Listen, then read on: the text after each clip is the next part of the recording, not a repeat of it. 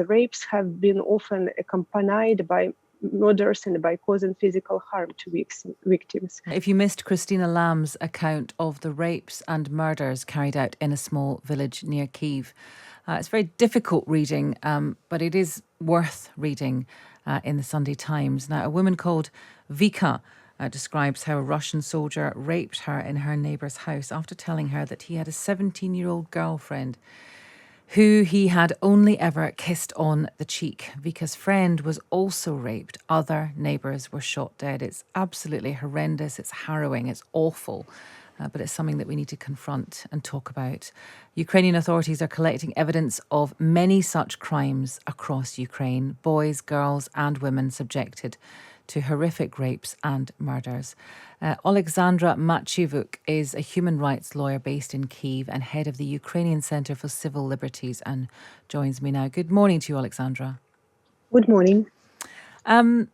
Is it possible to guess how widespread these crimes actually are? Because every time we hear an account of them, it's like that it means nothing to the people doing it. It's like it's just like an added twisted bonus to everything else that they're doing. It's very difficult to identify such kind of cases because sexual violence during the war is the most hidden crime. And people who survive it quite often don't report it to police and not ready to talk about it, even the human rights defenders, because of their understanding of rape as a shame crime. But more information about sexual violence by Russian troops started to surface after the liberation of Kyiv region.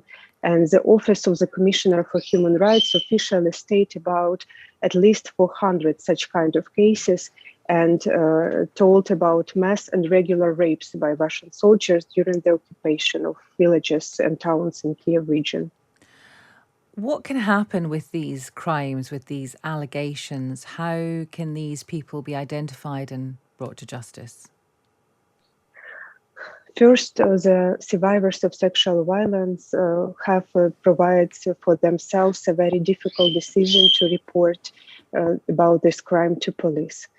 Because, as I told before, it's not very visible, and a lot of them keep silence for years. This war started not in February 2022, but in 2014, and I have been documented for crimes for more than 8 years already, among them sexual violence, and that's why I know about it.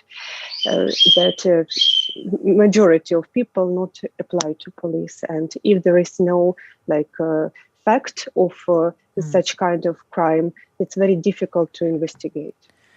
Is there a difference? I mean, I appreciate what you're saying, that this has been going on since 2014, presumably a lot more now.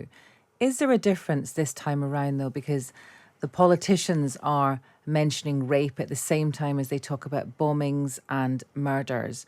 Is there a difference because we're talking about it, because people's stories are featured in newspapers? I don't know how it works in Kyiv, what kind of coverage there is there.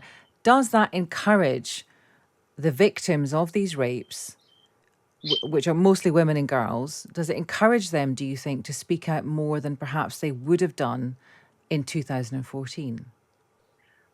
There is some differences and some similarities. I will start with differences because when we speak about 2014 and later, the rapes and the other kind of sexual violence was committed in illegal detention places. The huge network of legal detention places were created in occupied Donbas.